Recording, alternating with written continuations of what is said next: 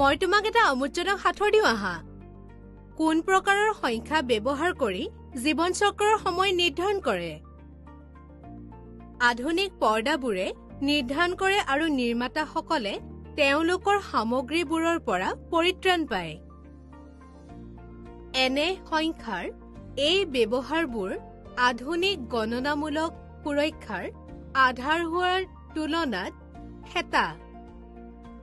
সঠিক উত্তৰটো হৈছে মৌলিক সংখ্যা।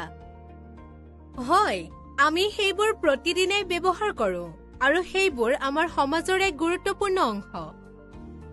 এই সকলোবোৰ কিয়নো সেইবোৰ বিশ্বব্ৰহ্মাণ্ডৰ কাপোৰৰ এক অগ্ৰাহ্যযোগ্য অংশ আৰু এইটোৱে মৌলিক সংখ্যাবোৰক যথেষ্ট শীতল কৰি তোলে। এতিয়া মৌলিক সংখ্যা আৰু যৌগিক সংখ্যাবোৰ কেনেদৰে চিনাক্ত কৰিব লাগে চাওঁ আহা। আমি স্বাভাৱিক সংখ্যাৰ সংহতিৰ সৈতে পৰিচিত। স্বাভাৱিক সংখ্যাবোৰক অযুগ্ম আৰু যুগ্ম সংখ্যা হিচাপে বা মৌলিক আৰু যৌগিক সংখ্যা হিচাপে শ্ৰেণীবদ্ধ কৰা হয়। আমি মৌলিক আৰু যৌগিক সংখ্যাৰ বিষয়ে শিকিম। এটা মৌলিক সংখ্যা বা মৌলিক হৈছে এক স্বাভাৱিক সংখ্যা য'ত ঠিক দুটা পৃথক স্বাভাৱিক সংখ্যা ভাজক 1 আৰু সংখ্যাটো নিজেই থাকে। সংজ্ঞা অনুসৰি 1 এটা মৌলিক সংখ্যা বা যৌগিক সংখ্যা নহয় কিয়নো ইয়াৰ দুটা পৃথক উৎপাদক নাই। গতিকে 1 হৈছে এক বিশেষ সংখ্যা। সেয়েহে 2, 3, 5, 7, 11 ইত্যাদি হৈছে মৌলিক সংখ্যা। আন এটা বিশেষ সংখ্যা হৈছে 2, যি হৈছে একমাত্ৰ যুগ্ম মৌলিক সংখ্যা।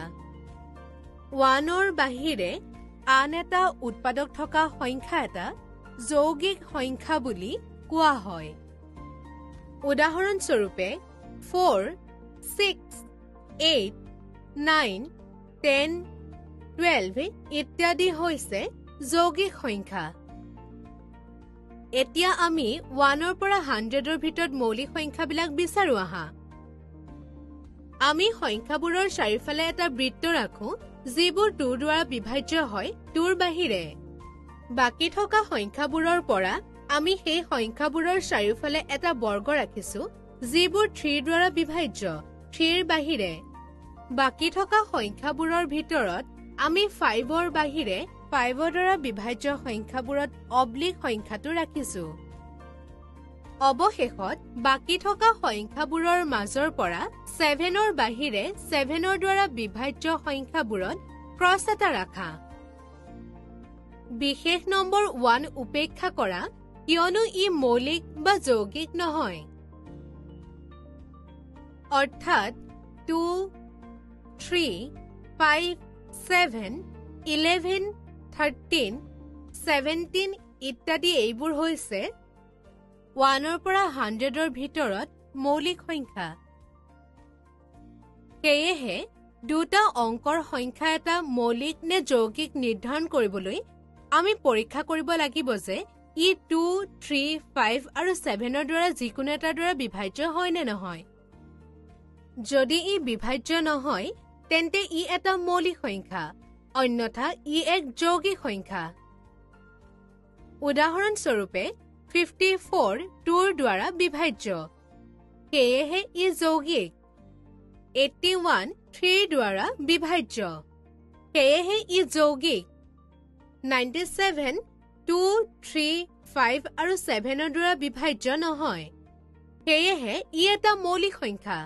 সাৰাংশ কৰিবলৈ এই অধিৱেশনত আমি যৌগিক আৰু মৌলিক সংখ্যাবোৰৰ বিষয়ে শিকিছো।